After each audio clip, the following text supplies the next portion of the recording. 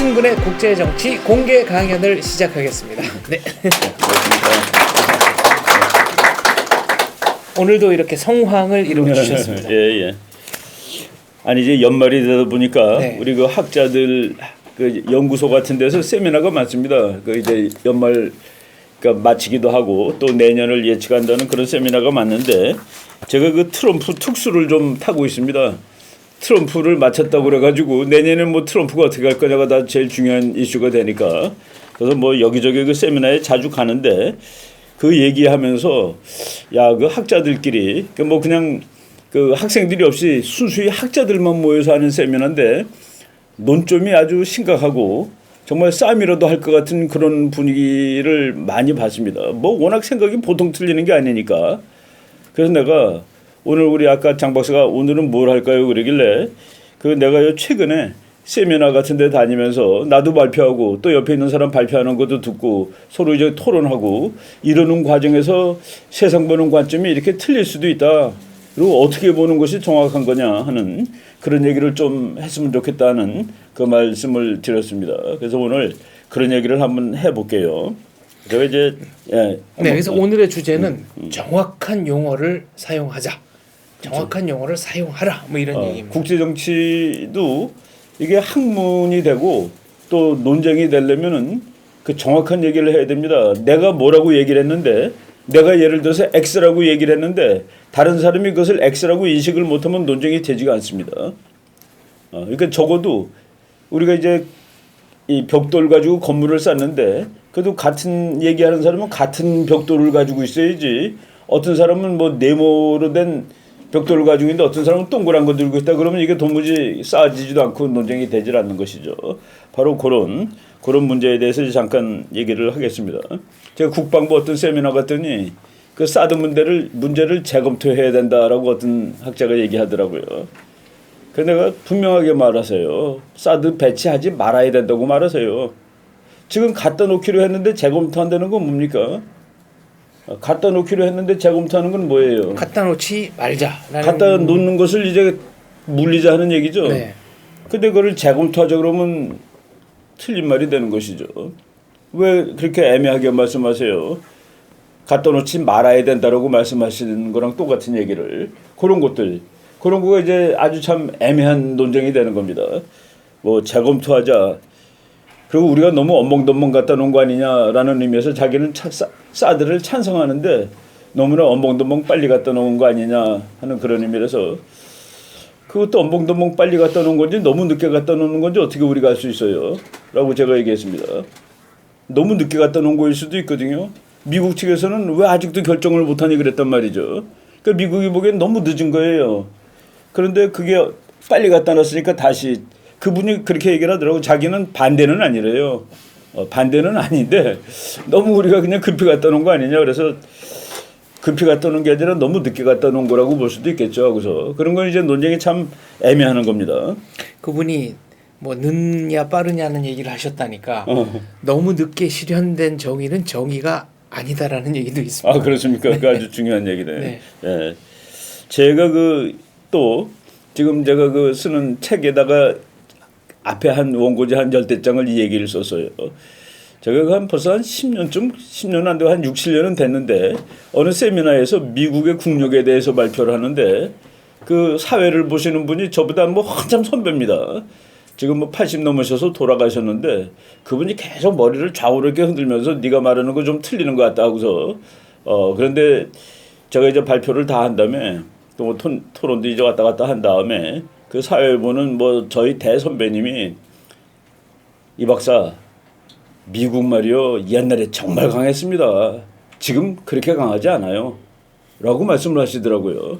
제가 이제 미국이 지금 무지하게 세다고 발표를 했는데 미국 옛날엔 정말로 강했어요. 그러나 지금 그렇게 강하지 않아요. 그의 교수님 말입니다. 근데 내가 그거를 한 챕터를 지금 썼습니다. 이미 다 썼는데 그래 미국이 옛날에 정말로 강했다고 한다. 미국은 언제 그렇게 강했을까? 그리고 강하다는 것은 무엇을 의미할까? 강하다는 것은 아무 일이나 할 수 있는 게 강한 것이죠. 미국이 옛날에 아무 일이나 할 수 있은 적이 언제 있었나요? 별로 없었던 것 같은데요. 가장 국력이 미국이 강한 네. 그렇게 강한 적 없었습니다. 이 박사, 옛날에 미국 정말 강했어요. 지금 그렇게 강하지 않아요. 근데 그게 우리의 상식입니다. 그죠? 옛날에는 미국은 정말로 강했는데 지금 그렇지 않다. 예, 그거는 말이죠. 데이터를 보면은 2차 대전 딱 끝났을 때 미국의 GDP가 세계의 50%인 적이 있었습니다. 그리고 지금 미국의 GDP는 세계의 한 23, 4% 정도 됩니다. 그러니까 50에서 21이 내려가서 쭉 내려간 거란 말이죠. 그렇게 이땐 이렇게 강했는데 이렇게 지금 약해졌지 않았느냐. 그런데 세상을 그렇게 보면 그건 틀리는 분석입니다. 제가 그분이 선배였기 때문에 반박을 못했는데 언제 그렇게 강했고 미국이 무슨 일이든지 다 하던 시절이 언제입니까? 언제? 웬? 옛날에 그렇게 강했는데 그 옛날은 언제입니까? 1950년입니까? 1950년에 미국은 북한한테도 못 이겼습니다. 6.25 때 북한한테 못 이겼잖아요. 그리고 중국, 미국이 보기엔 3,6군데인데 중국한테도 막 밀리고 그냥 후퇴하고 난리가 났습니다. 그리고 1950 몇 년입니까? 그러니까 60년대 월남한테 못 이겼죠. 그리고 큐바가 핵폭탄 갔다 오는데 그것도 어떻게 쩔쩔매고 난리가 났었죠. 네, 케네디 대통령. 케네디 대통령 때. 미국이 그런데 이라크 전쟁에서 1990년에 보세요. 그냥 가서 나 그대로 그냥 이라크 미국이 몇십 년 동안 싸웠던 나라 중에서 사실은 제일 센 나라가 이라크입니다. 근데 뭐 무참하게 그 뭐 정권 날려버리고 뭐 다 하잖아요. 저는 그런 의미에서 상대적인 힘으로 미국이 지금 제일 역사에서 제일 셀 때다라고 얘기를 한 겁니다. 그러니까 무엇을 할 수 있는 그런 능력이라는 기준에서 봤을 때 미국은 지금 미국 생긴 일에 아마 가장 막강할 거예요. 그리고 절대적인 힘으로 보세요. 절대적인 힘. 미국의 GDP는 계속 늘었죠. 한 번 줄은 거가 2008년 그리고 옛날에 1930년대 그 대공황이 있을 때 그때 이제 잠깐 하고서는 계속 늘거든요. 그래서 그 절대 액수로 지금 미국 GDP는 미국 생긴 일에 제일 많습니다. 그리고 미국 군사력은 미국 생긴 일에 지금 제일 강하다고 볼 수 있죠. 그런데 그거보다 더 중요한 것은 상대적으로 옆에 있는 나라들하고 비교했을 때 강하냐 약하냐를 했을 때 저는 지금 미국이 제일 강하다고 보는 거거든요. 그러니까 소련이 한참 셀 때 소련의 군사력은 미국보다 더 강하다고 분석이 나온 적도 있었습니다. 그리고 소련은 핵폭탄에서 미국보다 숫자가 더 많았습니다. 미국은 뭐 예를 들어 ICBM이 1,024발일 때 소련은 1,300 몇십 발. 그래서 그게 더 많았습니다. 오히려. 그리고 폭격기에서도 밀리지 않고 그리고 육군은 훨씬 많았고 경제력은 뭐 물론 이제 미국이 소련한테 진 적이 없는데 군사력은 소련한테 밀린 적도 있었다 하는 얘기인데 지금 군사력에서 미국을 당할 나라는 아무도 없거든요. 경제력에서도 옛날 소련이 아주 셀 때 또는 일본이 아주 셀 때 돈으로 미국의 3분의 2까지 올라간 적이 있습니다. 일본의 GDP가 미국의 3분의 2까지 간 적이 있었어요. 그 최대 올라갔을 때. 지금 그렇게 올라간 나라 아무도 없습니다. 그래서 내가 그런 의미에서 제일 세다고 그랬는데 옛날에 미국 정말 강했습니다. 지금 그렇지 않아요.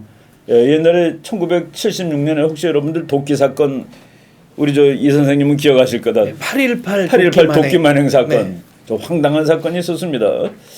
그때 판문점이죠. 판문점에 그 미루나무를 그 이제 여름엔 가지가 막 늘어지니까 저쪽이 잘 안 보여요. 그러니까 북쪽이. 그래서 그걸 잘 보이게 하려고 우리 가지치기 작업을 합니다. 매년.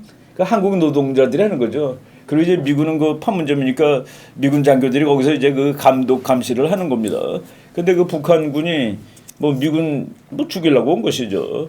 뭐 와서 도끼로 그 감독하는 미군 2명을 도끼로 때려 죽인 사건입니다. 그 도끼 사건이라고 그러는데 그때 미국이 한 일이 뭡니까? 미국이 그때 미루나무를 아예 잘라내 버렸습니다. 그러니까 미국이 이제 분노해가지고 잠수함도 이렇게 한국 쪽으로 뭐 발진시키고 우리나라에 뭐 무슨 비행기도 오고 폭격기도 오고 그리고 이제 그 나무를 밑둥을 잘랐어요. 그때 우리나라 아주 유명한 교수 한 분이 미국은 이제 저런 수준의 나라가 되어버렸다. 약소국가한테 장교 2명이 도끼에 찍혀 죽는데 겨우 나무를 자르는 분풀이를 할 수밖에 없는 나라가 되었다. 해가지고 그 미국이 몰락하고 있다는 것의 한 사례로 그 얘기를 했습니다. 만약 오늘 뭐 이 나무가 지금 없으니까 금년 여름에 미루나무 그것도 치게 하는데 북한군이 와서 미군 장교 2명 중위 대위를 도끼로 얼굴을 떼서 얼굴을 누군지 몰랐습니다. 얼굴을 맞아가지고. 그 중에 한 명은 웨스트 포인트 나온. 그 웨스트 포인트 나온 그 보니파스 대위가 네. 그렇죠. 그런 일이 오늘 떠나면 미국이 그냥 나무 밑둥이 자르고 있을까 한번 생각해 보세요. 그렇지 않잖아요. 그 지금 북한에 대해서 미국은 어느 때보다도 강하다는 그 얘기입니다. 그래서 국제정치 분석을 할 때 그런 그 옆에 있는 상황 변수들 그리고 이제 그 비교하는 거 이런 것들을 종합적으로 얘기를 해야 되지 그냥 언급만 막 하면 안 돼요. 근데 이제 우리나라는 그 미국은 옛날에 정말 강했다. 근데 지금은 그때보다 강하지 않다가 통설입니다. 근데 그 통설은 틀리는 얘기예요. 사실은 미국이 지금 제일 강합니다. 그렇다면은 76년 8.18 독기 만행 때 미국이 나무 자르는 정도로밖에는 분노를 표현할 수 없었다. 그 이상의 군사 행동을 예. 할 수가 없었다는 말씀이신지요? 그게 이제 국제 구조 그래서 국제 정책을 공부하는 건데 그때 북한은 그냥 북한이 아니었습니다. 소련하고 한 몸이었다 하는 그 얘기입니다. 소련과의 한 몸. 그러니까 냉전을 우리가 이제 뭐라고 이게 학자 문자를 쓰면은 냉전 시대 때 세계 정치가 이제 타이트 바이폴러 시스템이라고 그럽니다. 폴이 2개, 볼대가 2개 있습니다. 근데 이게 경쟁이 보통 심한 게 아니에요. 그래서 이 세계 조그만 나라들이 여러 개 있는데 그 나라들은 둘 중에 한 편입니다. 소련 편 아니면은 미국 편이에요. 그래서 소련 편에 있는 아무리 요만한 나라도 미국이 가볍게 건드릴 수가 없었다는 그 얘기입니다. 그러니까 북한을 지금은 북한 뒤에 끈이 없는 거예요. 옛날에는 북한 뒤에 소련이라는 끈이 있었다는 그런 얘기죠. 그래서 그 타이트 바이폴 아주 그러니까 이 타이트는 뭐라고 그러나 한국말로 영어로 뭐 이제 타이트 바이폴라 그러니까 폴이 2개 있는데 그것은 아주 타이트한 시스템. 그래서 그때 국제 정치 룰은 인터블락 허스틸리티 블락이 다르면 다 적이에요. 우리나라가 폴란드가 적입니다. 왜? 폴란드하고 우리가 적할 이유는 거 어디 있어? 그런데 우리는 미국 편, 폴란드는 소련 편. 그러니까 폴란드는 우리 적. 그래서 적과 아군이 아주 완벽하게 구분이 되고 그리고 미국이나 소련은 그 조그만 나라들도 전부 이건 내 거. 그리고 미국 너 이거 건드리면 내 가만 안 있을 거야. 소련이 너 이거 건드리면 내 가만 안 있어. 그래서 큐바는 그냥 큐바가 아니라 소련하고 붙어있는 큐바입니다. 그러니까 미국이 큐바라는 꼬만 나라를 상대하는데 3차 대전을 각오해야 되는 것이죠. 바로 이 그 냉전 시대 때 그 국제 분위기가 지금하고 다르다는 그 얘기입니다. 근데 이라크 같은 경우는 냉전이 끝난다면서 자기를 서포트해줄 초강대국이 없는 상태에서 까보니까 그대로 직방 얻어 터지는 것이죠. 세월이 다른 겁니다. 그러고 보니까 그때 썼던 용어 중에 적성국가라는 말이 그렇죠. 이제 있었죠. 그거를 인터블락 하스틸리티. 그러니까 블락이 다른 나라들은 다 적입니다. 그러니까 우리나라는 큐바랑도 적이고 뭐 다 적이에요. 근데 저쪽 아프리카에 있는 어떤 나라가 우리 편이라 왜 미국 편이니까 그 나라가 그러니까 그 적대 개념이 그렇고 그다음에 인트라블락 코히전 자기 편끼리는 다 친한 거라. 그러니까 뭐 아프리카에 있던 어느 나라도 친밀성. 네. 그러니까 블락 내의 친밀성, 블락 간의 적대적 관계. 그래서 아주 국제 정치가 분명합니다. 분명해요. 분석하기가 너무 쉬워. 그 뭐 적과 친구가 너무 분명해. 근데 그런 세계는 이제 끝난 거예요. 그래서 이제 냉전 시대 때가 그 이상한 시대인데 여러분 영어로 콜드 워라는 단어가 이게 그 영어가 틀린 단어입니다. 영어 잘하시니까 네. 콜드 워, war is cold 말 돼요? 그게 좀 형용 모순이죠. 그렇죠. 네, war is not 냉전이라는 cold. 게. 네. war는 전쟁은 붉은색이지 파란색이 아닙니다. 전쟁은 뜨거운 것이지 차갑지가 않아요. 근데 우리가 살았던 몇십 년이 냉전의 시대였단 말이죠. 전쟁을 차갑다고 보던 시대. 그때는 진짜 쏘는 전쟁을 서로 못했습니다. 왜? 뒤에는 초강대국이 버텨주고 있기 때문에. 그래서 미국이 아무리 힘이 세도 마음대로 못하던 시절이죠.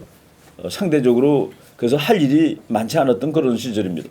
근데 그 소련이 무너진 다음에 미국은 뭐 좀 행동이 훨씬 자유롭게 됐죠. 그게 한 10년 동안은 거의 뭐 그 완벽한 자유. 그래서 1990년대 10년을 미국의 패권 시대라고 그러는데 사실 1990년대는 패권 시대는 아닙니다. 왜 미국이 이긴 다음에 널널하게 그 국력을 휘두를 생각을 안 하고 있었어요. 그래서 미국이 정말 패권적인 파워가 된 거는 그냥 갑자기 있다 뒤통수를 맞은 겁니다. 9.11. 그 맞은 다음에 미국이 그 파워를 행사하기 시작한 거예요. 그래서 미국이 패권이 된 것은 저는 그래서 2001년 9월 11일 날 맞은 다음에 패권이 되었다. 그 이전에는 패권이 아닙니다. 그냥 1등일 뿐인데 그 힘을 행사하지 않은 것이죠. 그래서 그 미국 학자가 재미있는 계산을 해봤는데 1989년에 이제 소련 무너지잖아요. 1990년에. 그리고 2001년에 그 뒤통수 맞을 때까지 9.11 맞을 때까지 미국 텔레비 뉴스에서 국제 뉴스가 차지하는 비중을 다 시간을 계산했는데 미국에 이제 우리나라 KBS 뭐 9시 뉴스 같이 하는 거 그 뭐 ABC, CBS 이런 걸 쭉 보니까 1989년, 90년 그러니까 소련 막 무너지고 동국권 무너질 때 하고 2001년 9.11 나기 직전하고 국제 뉴스가 3분의 1이 줄었습니다. 그러니까 3분의 1로 줄은 거예요. 옛날에 국제 뉴스 뭐 예를 들어 30분을 했다 하루에 평균. 그러면은 9.11 테러 맞는 해에는 10분 하고 있었다. 그러니까 그러니까 많은 사람들이 미국이 개입했기 때문에 세상을 분노하게 해서 맞은 거다. 아니에요. 미국은 개입을 줄이고 심지어는 방송도 안 하고 있던 상황에서 맞은 거가 되는 것이죠. 그런 것들이 이제 데이터를 가지고서 그 언급이 맞았다 틀렸다를 분석하는 얘기가 되는 겁니다.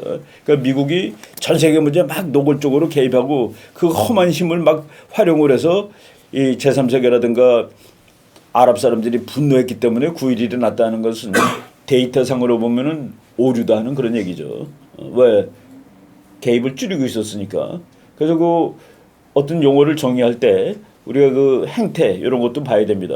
미국은 1등의 힘이었지만 막 휘두르는 힘은 사실은 아니었는데 9.11 날 한번 맞은 다음에 그때는 막 휘두르는 힘으로 이제 힘이 변질되는 것이죠.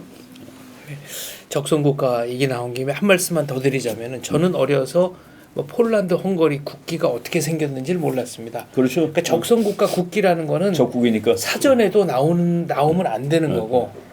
네. 이티오피아 같은 나라는 뭐 사실 우리랑 별 관계도 없는데 그거는 또 이제 완전히 우리 편으로 다 취급을 했던 거죠. 6.25 참전국이니까. 6.25 참전국이기도 네. 하고 또 미국과 동맹, 그러니까 미국의 동맹이 아니라 이제 미국 진영에 서방 진영에 포함된 나라들은 뭐 다 우리 친구입니다.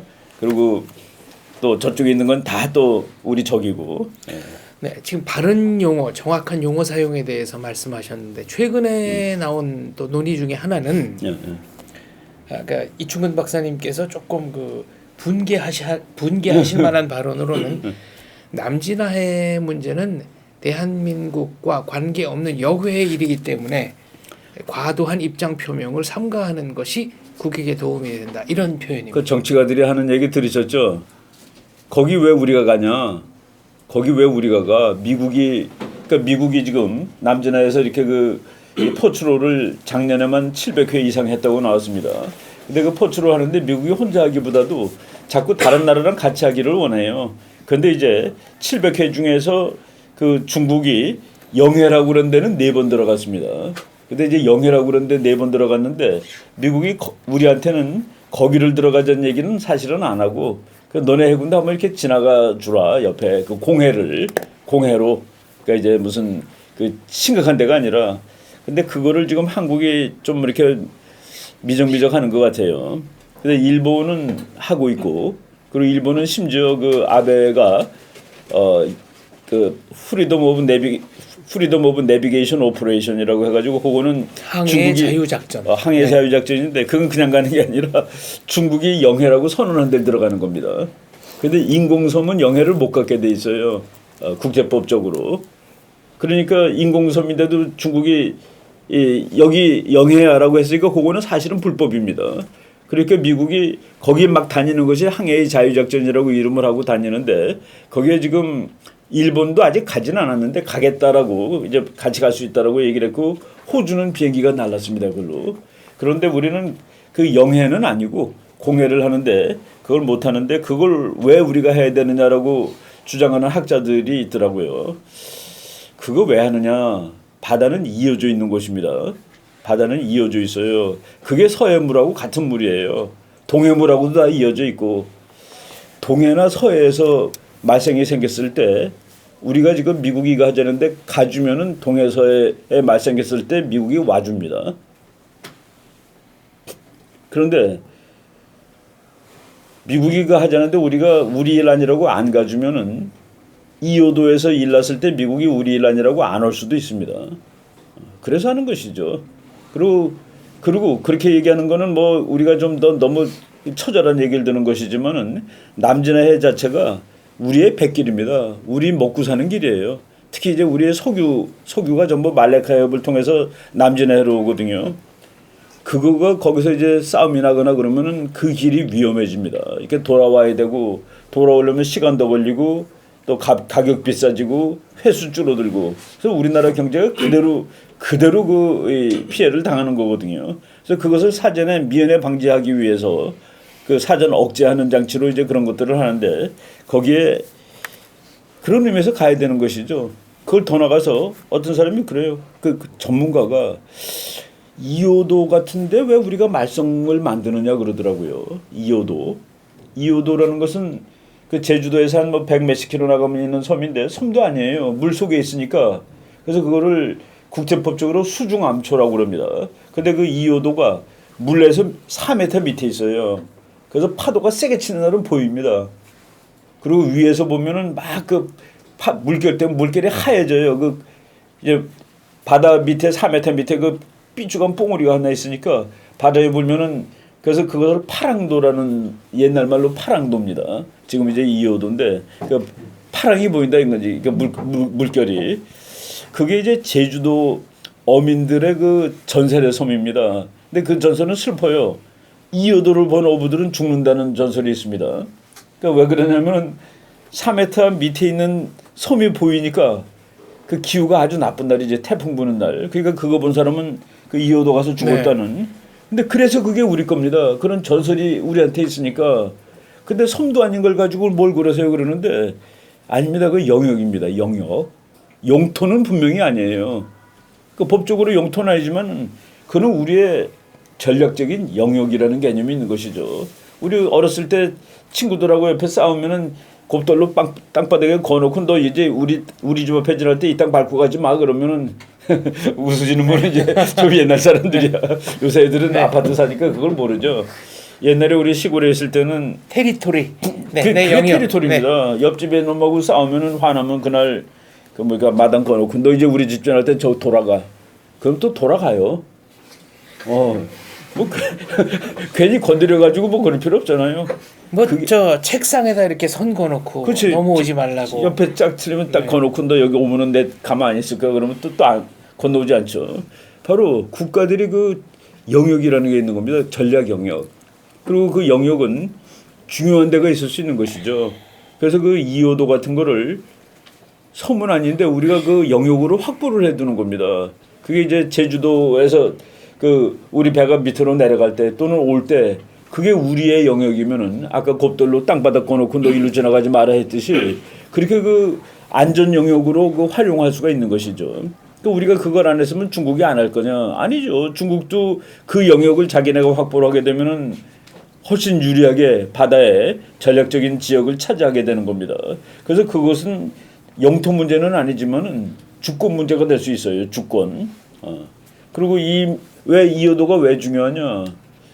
제가 그 독도에 대해서도 한번 그런 얘기 한 적이 있을 거예요. 독도가 중요한 이유는 그 밑에 뭐 다이아몬드가 있고 무슨 뭐 석유가 있고 그런 거가 아니라 그게 우리 민족의 독립과 자존의 상징이거든요. 그게 없어져 보세요. 그게 일본한테 가져가 보세요. 한국 사람 마음이 무너지는 거는 뭐 돈으로 계산이 되겠습니까? 이호도도 그런 겁니다. 중국에 대해서 이건 당연히 우리 거지. 옛날부터 우리 거고. 그런 것을 상징하고 이호도에다가 갖다가 이것들 우리가 지금 과학 시설을 지금 건설해 놨습니다. 그리고 또 우리 제주도에 보면은 그 이호도를 우리 거라고 해가지고 그거 연구하는 팀이 있습니다. 이호도 연구회라고 있고 제가 그 지난 11월 달에도 이호도 갔다 왔는데 바로 그거죠. 우리의 자존심, 우리의 이 전략 영역 이런 것을 확보한다는 의미에서 거기에 가 보면은 이명박 대통령 때 그 몇천 톤, 하여간 군함으로 치면 엄청나게 큰 군함이에요. 근데 그게 군함이 아니라 그냥 그 이제 해양 경찰선입니다. 그거를 한 대를 만들어 가지고 이호도에다 갖다 놨습니다. 아예 상주를 상주 시키는 시키다시피 거예요. 했죠. 그 몇천억짜리 그 배 이름이 주작함이라는 배입니다. 주작함. 현무 주작의 그 주작. 그 주작인데 그 배가 가서 이호도에 그냥 정박, 그러니까 나는 정박하고 있는 줄 알았어요. 해양경찰 제주도 가가지고 그 배 이호도 좀 한번 그 주작함을 보여주세요. 그랬더니 아이 그건 이호도가 있죠 그러더라고. 이호도 전담하는 배가 따로 있는 겁니다. 그런데 이호도가 그 써 있는데 그게 이호도에 물살이 세가지고 이 앵커를 땅에다 이렇게 해갖고 그냥 정박되어 있는 게 아니라 물하고 거슬러서 물 속도랑 똑같이 움직인답니다. 그럼 그 자리에 떠 있는 효과를 낸대요. 나라라는 게 그런 거예요. 이게 보이지도 않는 건데 이거가 내 거다 하는 것을 근데 중국이 이제 그거를 가만히 있지 않겠다는 식으로 지금 나오고 있습니다. 사실은. 그리고 정기적으로 중국 헬리콥터들 날고 중국 배가 와서 빙빙 돌고 그럼 또 우리 군함도 가서 또 이제 그냥 그 뭐라고 그럴까요? 아직 싸움은 안 이러는데 서로 이제 그 노려보면서 이렇게 이런 거죠. 대치하고 있는 그런 일이 벌어지는 건데 그 왜 그거를 그 해가지고 중국한테 화를 내게 만들었냐라고 얘기하는 거는 그건 참 그 뭐라고 그렇게 치면은 독도 일본한테 주면은 일본하고 싸울 이유가 없어집니다. 그죠? 그 주면은 뭐 문제 깨끗하게 해결되지.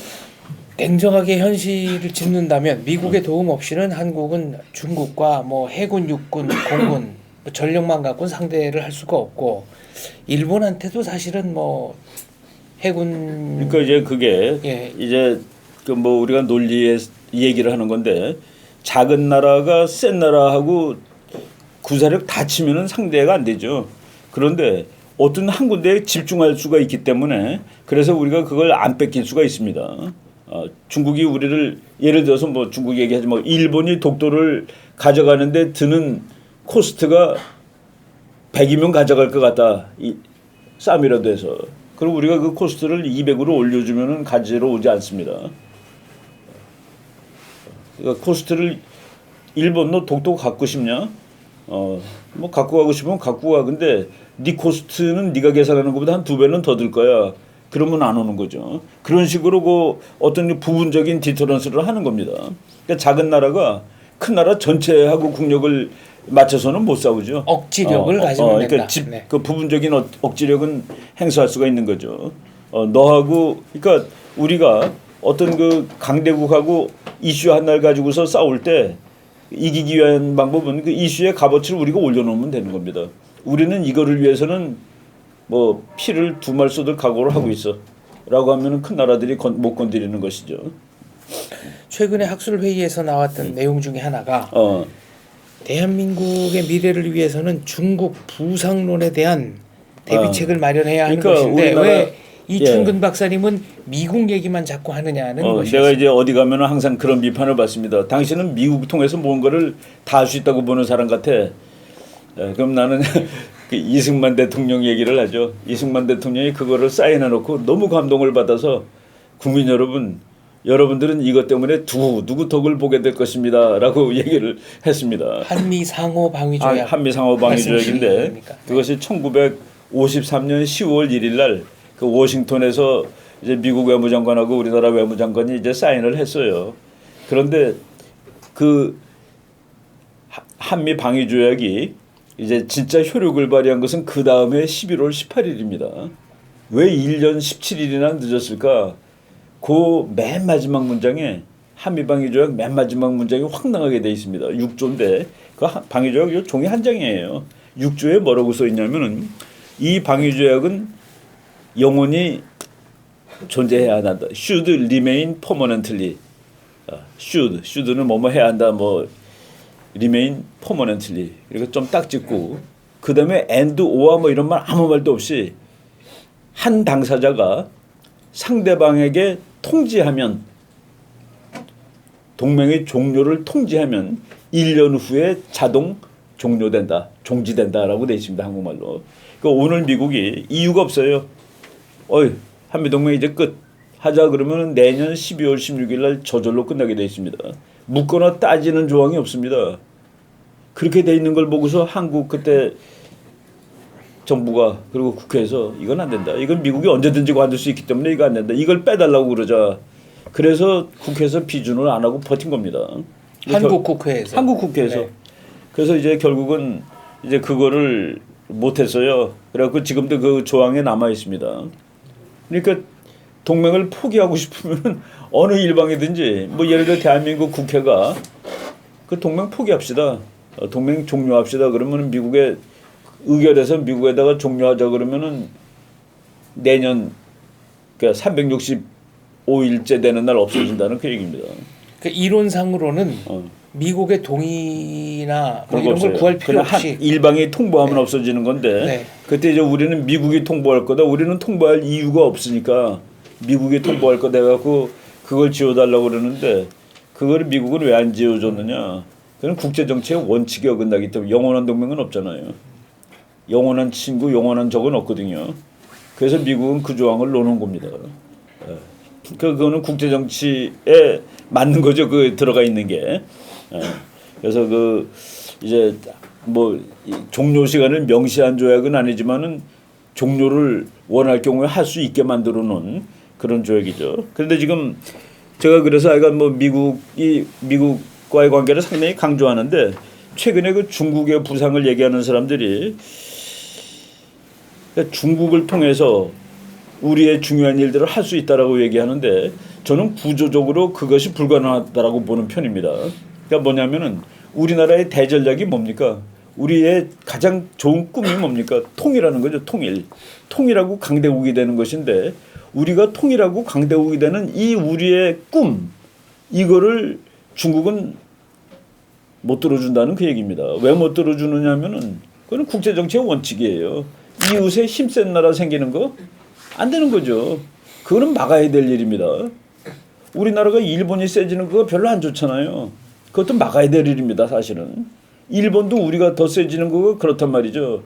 그래서 일본과 중국은 우리의 통일되고 강대국 되는 것을 구조적으로 반대하는 나라입니다. 겉으로는 얘기를 안 하죠. 한국 통일되면 좋다고 그러는데 그거 한국 통일 안 되는 게 더 좋은 나라들입니다. 솔직히. 내가 일본이라도 안 돼요. 내가 중국이라도 한반도 통일 안 됩니다. 모택동이 한국군하고 미군이 38선 넘어가지고 압록강까지 갔을 때 100만 대군을 보냈습니다. 그때. 그걸 막으려고 통일을. 그 중국의 전략적 이익이 아니에요. 한국이 통일하는 거는.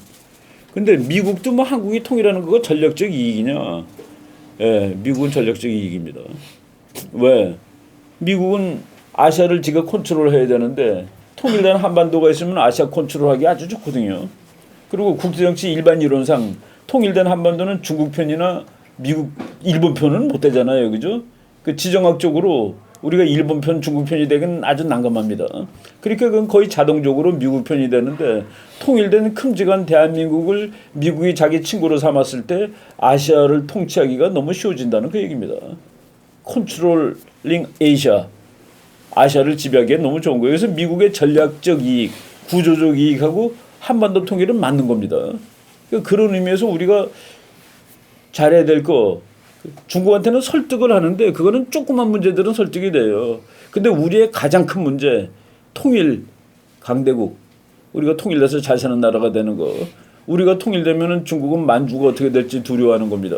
이미 미국 학자가 한국이 통일되면 힘이 센 나라가 돼가지고 만주로 뻗어나가서 2040년쯤이면 만주를 한국이 가져갈지도 모른다라는 예측까지 해놓은 판국에 그 뭐 중국도 당연히 다 느끼는 것이죠. 네, 조지 프리드맨이 네. 그렇게 예측을 했습니다. 그거는 뭐 국제 정치의 파워 폴리틱스를 보면은 능히 그럴 수 있는 거죠. 그래서 우리가 대화를 할 수 있는 거가 있고 대화로 안 되는 거가 있습니다. 그래서 어떤 구조 이상을 넘는 건 안 되죠. 그렇기 때문에 우리는 정말 궁극적으로 제일 중요한 거 그거를 미국으로부터 찾을 수 있다는 그런 의미입니다. 그래서 저는 이제 그 한미 동맹을 무지하게 강조하는 편인데 그리고 이제 용어를 쓸 때 나는 그 최근에 뭐 우리 잘 아는 학자들이에요. 그런데 발표하다가 그런 얘기를 하더라고. 좀 이렇게 이 사람이 무지하게 분노한 것 같아요. 트럼프 말이야 저렇게 하면은 저거 임기도 못 끝내고 끝날 거예요라고 세미나에서 얘기를 하는 분이 있었습니다.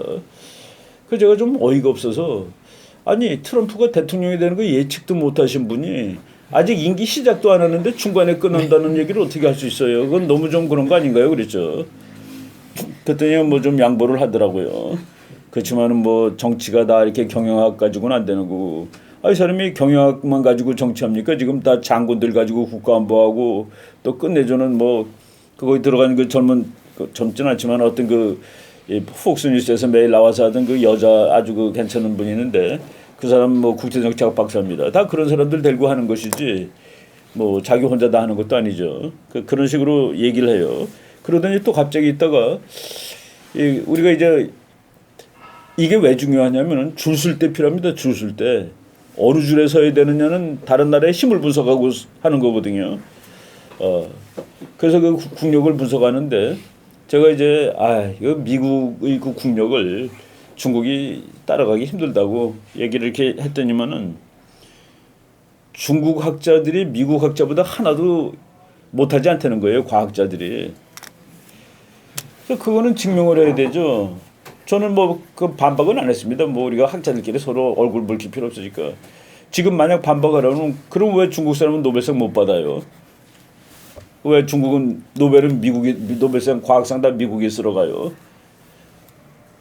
그러면 저렇게 대답은 못할 거야. 전번에 우리 평화상 노벨 평화상 얘기하면서 그 상당히 반미적인 상이라고 얘기를 했는데 과학상은 뭐 반미고 뭐고 없잖아요. 과학에 무슨 뭐 정치가 없으니까 노벨 과학계통상은 뭐 미국이 3분의 1을 쓸어가죠 거의. 가끔 이충근 박사님이 흥분을 하시면 단문으로 자르시는 경우가 있는데요. 이건 제가 직접 목격한 겁니다. 어떤 강연장에서 한 청중이 이충근 박사님 너무 미국을 맹종하는 거 아니냐는 식으로 질문을 하고 이제 두어 차례 답변이 오갔죠. 마지막에 내가 지금 미국이 좋다는 얘기를 하는 게 아니다. 쓰이다는 얘기를 하는 거다. 이렇게. 그렇죠. 네. 언제 그러셨는지 생각나십니까? 뭐 네. 우리나라 사람들이 또 하나 잘못 생각하는 거가 중국이 미국을 앞서기 힘들다 그러면은 반중 친미로 이제 낙인이 딱 찍힙니다. 아니 그건 우리가 파워 애널리시스를 한 거예요. 힘을 분석한 것이지. 뭐 어느 나라가 좋다라고 얘기한 거가 아니잖아요. 나는 중국은 나쁘다고 얘기한 적이 없습니다. 근데 뭐 선생님은 반중 아닙니까 원래부터? 언제 뭐 우리가 반중했나요? 중국식 좋아하고 중국 사람도 다 좋아하고 그러지. 근데 그거는 그렇게 그 어느 나라가 세대 약하다를 얘기하는 것이지 좋다 나쁘다를 얘기하는 것은 아닙니다. 그리고 이런 말을 막 하면 안 돼요. 중국의 정치가들, 중국의 그 공무원들이 미국보다 우수합니다라는 얘기 하면 안 됩니다. 그거는 평가할 수 있는 기준이 없잖아요. 그죠? 그리고 심지어는 요새 그런 사람도 있어요. 중국은 그 국가가 결정하면 쭉쭉쭉쭉 할 수 있단 말이지. 그럼 뭐 계엄령 내리자는 소리죠. 그게 바로 그렇게 치면은 그런 논리의 위험한 점이 바로 이런 거죠. 중국은 가장 기본적인 이 거주 이전의 자유도 없기 때문에 북경이나 상하이 같은 대도시 인구가 저 정도로 유지되는 거 아니겠습니까? 그렇죠, 그렇죠. 네, 강제로 막으니까. 그러니까 중국에서 그냥 그런 농담이 있죠.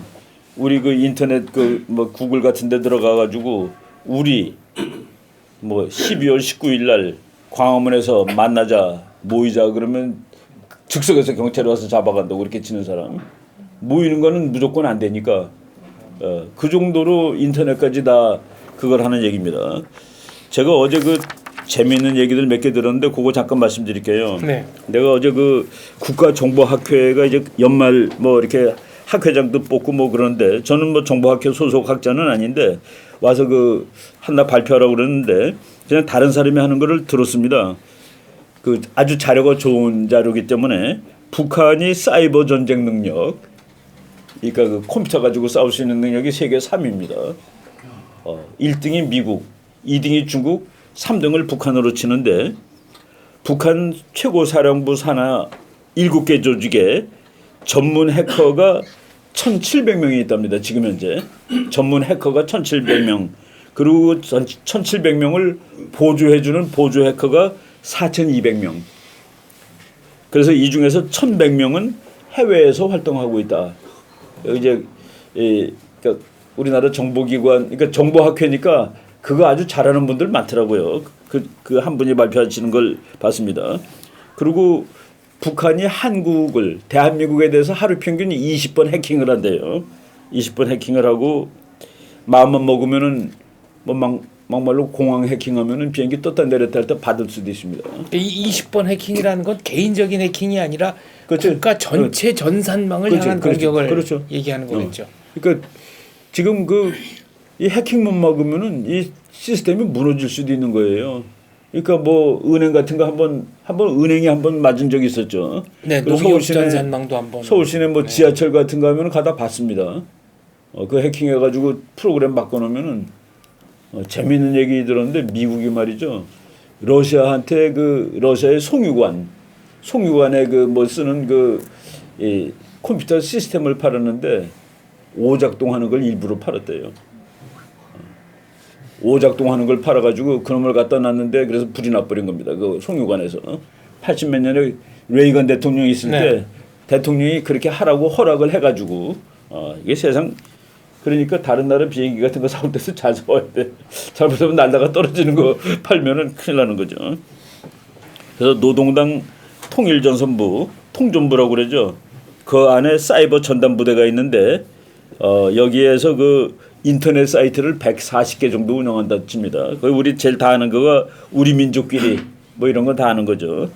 그래서 이제 통전부 그리고 정찰 총국 산하에 300명 구묘의 리플이 댓글 다는 부대 300명이 댓글 다는 겁니다. 그러니까 걔네들은 밥 먹고 뭐 댓글만 다는 거예요. 그러니까 그 여론 오도하는 데는 이런 거 다 조심해야 됩니다. 우리가 이 세상 간단하지 않아요. 뭐 센 나라, 작은 나라, 뭐 북한, 대한민국 이게 정말 살얼음에서 사는 겁니다. 그러니까 미국 국방성 컴퓨터를 중국이 하루에 1,000번쯤 리뷰를 합니다. 1,000번을 들어가는 거예요. 미국 국방성에. 미국도 중국을 몇백 번 들어갑니다. 근데 이제 미국 사람들은 우리 거가 더 세죠. 라고 얘기하죠. 그러니까 회수는 중국이 1,000번인데 미국은 1,000번을 해주면 우리 거가 더 아픈 거죠 하고서. 그리고 이란이 핵 개발하다가 망한 거는 이스라엘하고 미국 해커들이 들어가가지고 핵 개발 시설에 컴퓨터를 망가뜨리는 겁니다.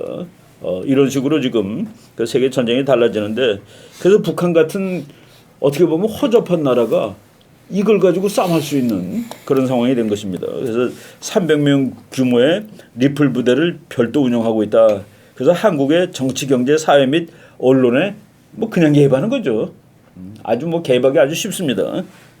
그래서 한 해 2만 건 이상의 비방글을 유포한다. 뭐 이런 얘기를 어제 발표하는 데서 제가 듣고서 이제 적어놨습니다. 네, 사이버 공간도 휴전선 못지않은 최전선이다 이렇게 인식을 그렇죠. 하시면 좋을 것 같습니다. 강연 시간은 이제 다 됐고요. 벌써 다 됐어요? 네, 사실 한 4분 정도 넘어갔습니다. 질문 받도록 하겠습니다. 질문은 보다 많은 분들이 질문하실 수 있도록 짧게 하나로 일단 한정하겠습니다. 질문하실 분, 네, 김대희님.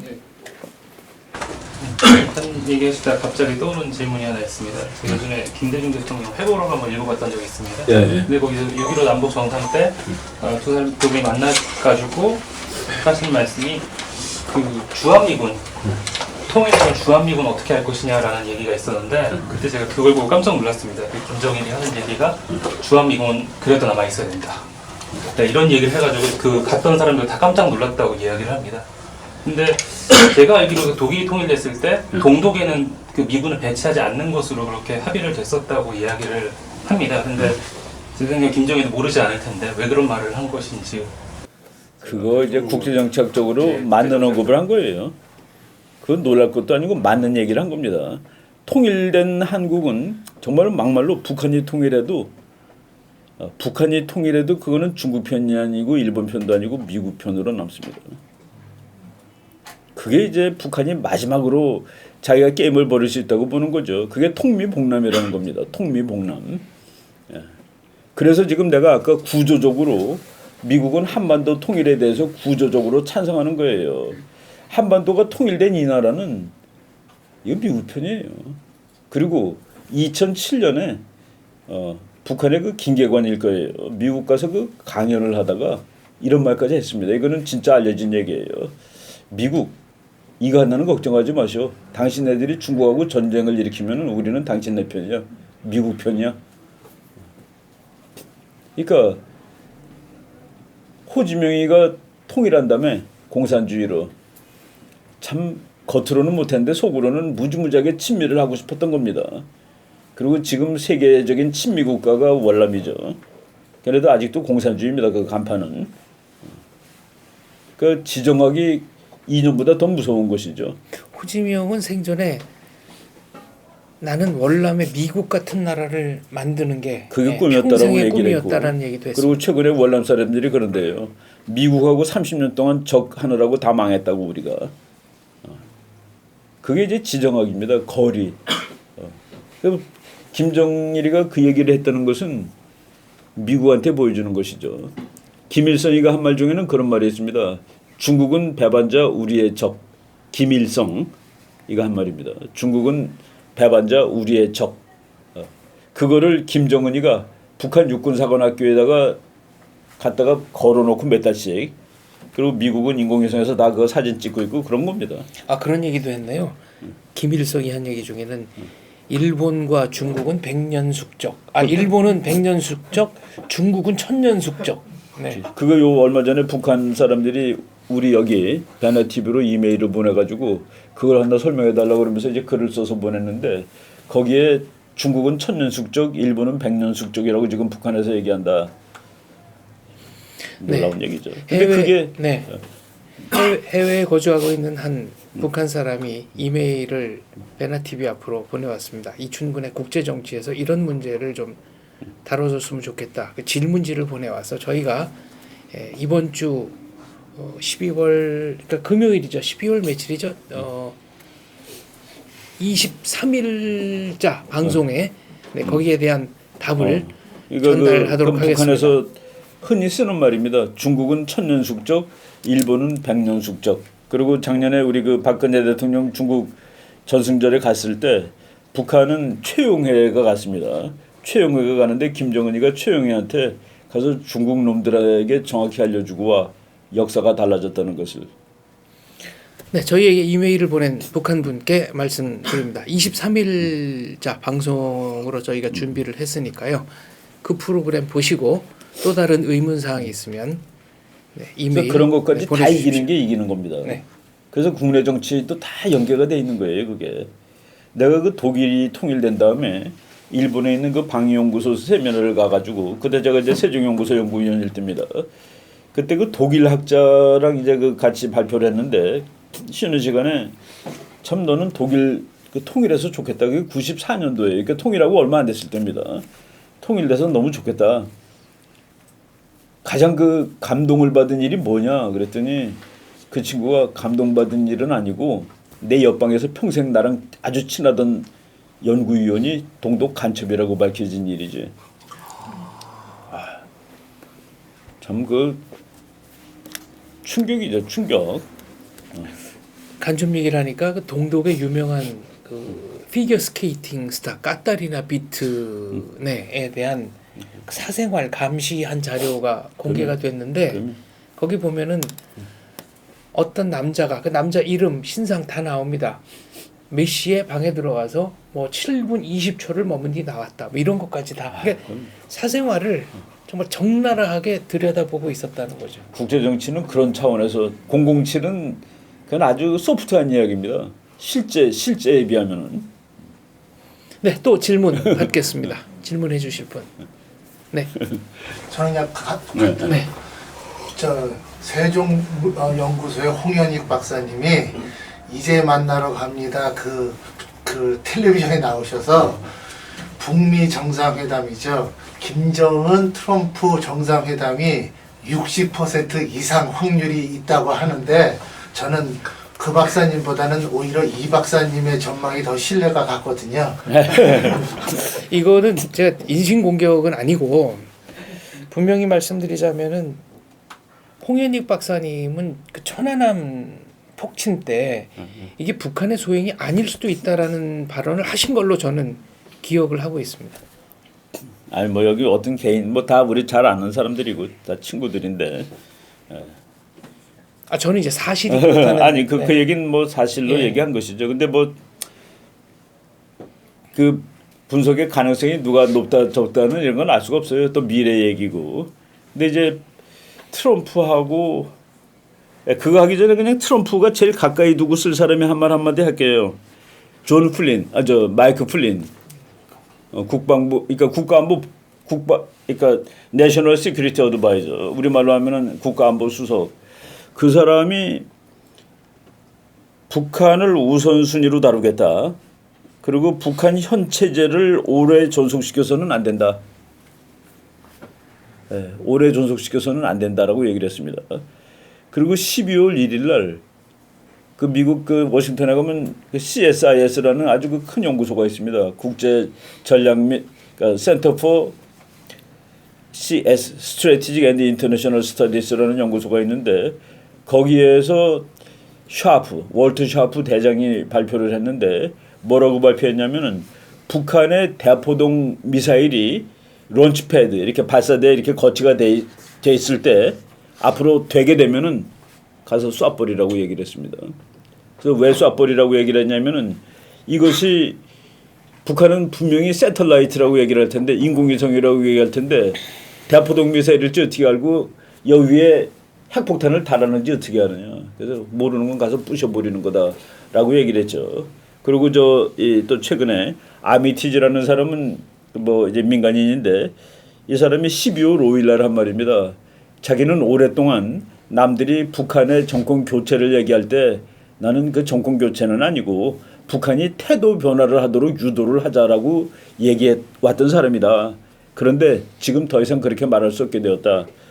유일한 해결 방법은 김정은이를 날려버리는 것이다라고 얘기를 했습니다. 이런 분위기가 있을 때 트럼프가 만날 확률이 60%라고 나는 예언하지 않겠습니다. 네, 다른 질문 또 받겠습니다.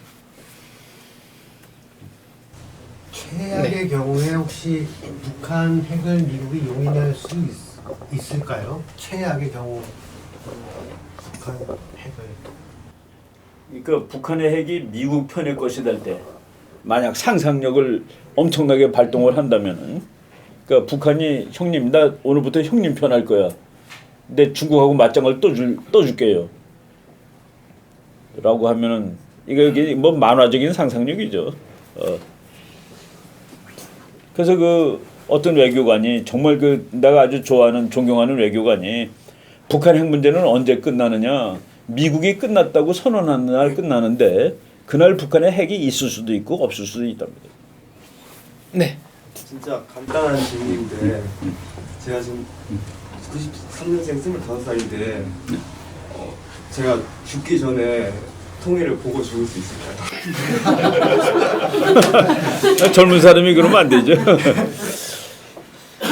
아까 그 이충근 박사님 하신 말 속에 답이 들어있는데요. 답이 들어있다기보다 그 조지 프리드먼이라는 미국 학자는 2040년경에 만주는 통일 한국의 일부가 될 것이다라고 그러니까 예측을 했습니다. 프리드맨이라는 사람이 아주 그 예측에 능통한 학자인데 그래서 이제 국제정책 교수를 하다가 연구소를 차렸는데 연구소의 그 이름이 스트레포입니다. 그게 뭐냐면은 Strategic Forecasting 전략 예측하는 그 연구소예요. 그 텍사스 오스틴에 그 사무실이 있는데 그 사람이 이제 한국은 곧 통일이 될 거다 했는데 지금 뭐 통일이 된다는 얘기는 저게 이제 북한이 무너진다는 얘기죠. 지금 저거는 정책 개론상으로 봤을 때 이미 무너졌어야 되는 거예요. 지금 좀비가 걸어가는 겁니다. 이 세상에 국민한테 밥을 못 먹이고 그리고 한 놈의 생명이 2,300명보다 더 중요한 나라 이런 건 없는 거예요. 그러니까 그게 서 있다는 게 오히려 이상한 것이죠. 그래서 저게 지금 뭐 저는 그러니까 더 이상 못 버틴다고 보는 거죠. 그럼 북한 잔여 수명을 한 몇 년 정도를 보시는 건지. 그러니까 이제 뭐 하기 나름인데 우리가 정말 그 아무 북한한테 이론도 안 준다. 그러면 저거 이제 곧 가겠죠. 뭐 잔여 수명이 뭐 10년 단위는 난 아니라고 봅니다. 실제로 북한 내부의 반발, 이반은 고난의 행군 시대를 거치면서 굉장히 늘어난 걸로. 그렇죠. 지금 나와 있는 뭐 도망온 사람들이 한둘이 아니고 이미 많이들 나와 있고, 그리고 이제 그 정보가 침투가 되고 있고, 그리고 미국 그 트럼프가 지금 중국을 아주 그 애타게 만드는데 중국이 애가 타면 북한은 망합니다. 그 왜 그래? 아니 형님이 먹을 것도 갖다 주고 그래야 되는데 내가 너를 신경 쓸 지금 정신이 없다 그러면은 안천일 박사님 같은 경우는 다음 대통령 임기에 현실화될 수 있다고도 얘기하시던데. 아니 그러니까 제가 어떤 그 대통령 꿈을 꾸는 사람이 언제 통일이 되겠냐 그랬을 때 통일을 시키셔야죠. 그걸 되겠냐고 물어보면 어떡합니까 그랬습니다. 돼가지고서 통일을 시켜야지. 언제 대통령이 그런 거 그걸 해야 될 사람이 그럼 할 수 있고 할 수 있죠 능히. 만들어가는 게 정치가지 따라가는 게 정치가가 그렇죠, 아니다 이런 그렇죠. 말씀이시네요. 네.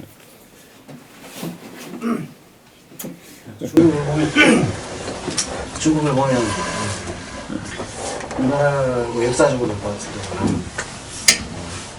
안 좋은 일도 많았었죠. 침략을 해보기도 하고 뭐 조선시대에는 왕이 책봉될 때마다 보호하고 이런 식으로 해서 최근에는 뭐 사드 문제라든가 그런 뭐 불법적 하는 그런 문제들도 있었고 보면은 중국이 또 생활 수준도 사실 우리나라보다는 많이 낮지 않습니까? 지금은 많이 낮죠. 예, 뭐 동굴 생활하는 사람이 한 3-4천만 명이 된다. 박사님 말씀은 생활비가 하루 생활비가 6천 원 정도 되는 사람이 이 스타벅스 커피 한 잔값 이하로 사는 사람이 예. 그 한 5, 6억입니다. 5 내지 6억. 이게 3달러로 쳤을 때 이게 3,000원으로 하루 살려면은 뭐 보통 일이 아니죠. 그런데 그런 식으로 해주려니까 우리 친하게 한국 사람들 입장에서는 그렇게 중국하고 친하게 지내려고 하다 보니까 이렇게 생각도 많이 틀리고 의식 수준도 많이 틀리고 역사적인 문제도 있고 그런데 어떻게 중국하고 이렇게 사이좋게 지낼 수 있는 방법은 없을까 하는 그런 생각이 드는데 이 질문이 이제 오늘의 마지막 마무리 질문입니다. 뭐 사이좋게 지내는 게 좋은데 그러기 위해서는 그 몇 가지 조건이 있어야 돼요. 저는 그 중국이 민주화가 되면은 걱정할 나라가 아닙니다. 중국이 민주주의 국가가 되었다. 지금 대한민국 수준의 민주주의 국가가 되었다. 그러면은 너무 아무 문제가 없죠. 그런데 이제 중국이 그거를 하기가 너무 힘든 거는 그러면 중국이 지금의 그 사이즈를 유지할 수가 없습니다. 민주주의를 하면서. 그러니까 자기네도 딜레마예요. 그러니까 적정 규모를 넘은 나라입니다. 그 정도 인구가 10억이면은 이거는 그 연방주의로 가야 됩니다. 미국이 연방 50개 아니에요. 그 어느 정도 사이즈가 큰 나라는 연방이 돼야 되는데 이 단일 정부로 13억을 유지한다. 이거는 뭐 몽둥이 들고 다니는 수밖에 방법이 없는 거죠. 그건 뭐 정말 뭐 예수님이나 석가모니가 나오지 않는 한 보통 인간이 지휘할 수 없습니다. 그러니까 독재를 하는 거죠.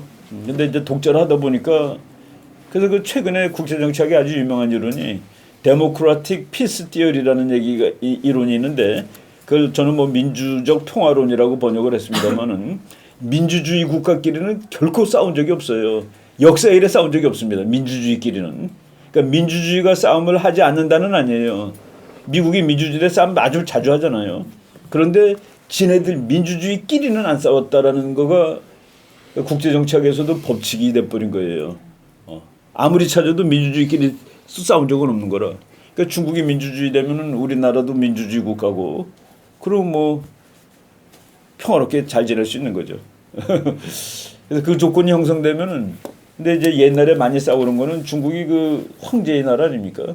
그 옛날에는 민주주의도 아니고, 그러니까 황제가 뭐 자기는 우리나라는 황제라는 말을 못 쓰게 해서 왕이잖아요. 그러니까 황제 밑에 왕이 있으니까 우리가 부하죠. 그 중국은 전쟁이라고 그러지 않습니다. 그러니까 뭐 몽고 이런 놈들이 온 걸 오랑캐가 들어왔다 입구라고 씁니다. 그날 침략했다도 아니에요. 입구. 오랑캐들이 들어왔다. 그리고 자기네들이 어디 가서 이제 우리를 때리러 온 곳은 전쟁하러 간 게 아니라 교육하러 뭐를 가르쳐 주러 온 겁니다. 그러니까 한 수 가르쳐 주려고 말 안 듣는 녀석들을. 그래서 그 중국식 국제 질서는 우리가 말하는 그 웨스트파리아 서양식 국제 질서랑 다릅니다. 그러니까 동등 관계를 원천적으로 인정하지 않으니까 전쟁이 없는 거예요. 전쟁은 법적으로 동등한 상태에서 싸우는 게 전쟁입니다. 네, 그러고 보니까 중국에서 쓰는 안서 장군, 서쪽을 안정시키러 파견한 장군이다. 중국 사람들 그 네. 세계관이 재미있죠. 안남 남쪽이 하도 골치 아프니까 야 저놈들 좀 편히 지냈으면 하겠다 해서 이름을 안남이라고 쓴 겁니다.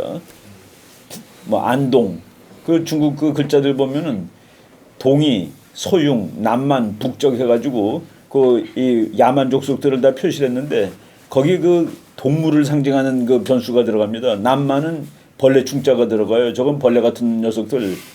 그리고 뭐 소융, 뭐 북적 이런 거는 그 개라는 이 개변이 들어갑니다. 저도 다 개 같은 놈들. 그래서 그런 뭐 근데 어느 나라든지 어느 이 세상 역사든지 그 자기 옆을 전부 다 야만으로 칩니다. 바바리안이지 전부. 뭐 중국도 뭐 문화가 자기 센터가 워낙 문물이 높으니까 뭐 그렇게 본 건 놀라운 일은 아닙니다. 네, 듣고 싶은 얘기는 더 많습니다만 시간 관계상 여기서 마무리하겠습니다. 궁금하신 사항은 1월 강연회 때 그래야지 또 다음 시간에 하죠. 네, 질문해 주시면 좋겠습니다. 이상으로 이충근의 국제정치 12월 공개 강연 2차 공개 강연회를 마무리하겠습니다. 감사합니다. 베나TV 시청자 여러분 안녕하십니까? 베나TV는 정부기관 및 관련 단체의 후원을 받지 않습니다. 이유는 후원금을 받으면 후원기관이 출연 요청, 주제 선정 등 여러 종류의 청탁을 하기 때문입니다. 누군가가 베나TV의 제작에 관여한다면 이는 배우고 나누자는 저희의 취지를 침해하는 것이라 생각합니다. 그래서 베나TV는 정부기관 및 관련 단체의 후원을 받지 않습니다. 몇몇 시청자분들이 가끔 후원을 해주십니다만 그때마다 감사하면서도 죄송스럽습니다. 베나TV의 재정 상태를 개선하기 위해 시청자 여러분께 부탁 말씀 올립니다. 시청자 한 분이 한 달에 1,000원씩 후원해 주시는 111 캠페인을 시작하려고 합니다. 베나TV가 앞으로도 꾸준히 알찬 프로그램 만들 수 있도록 111 캠페인 많이 도와주세요. 감사합니다.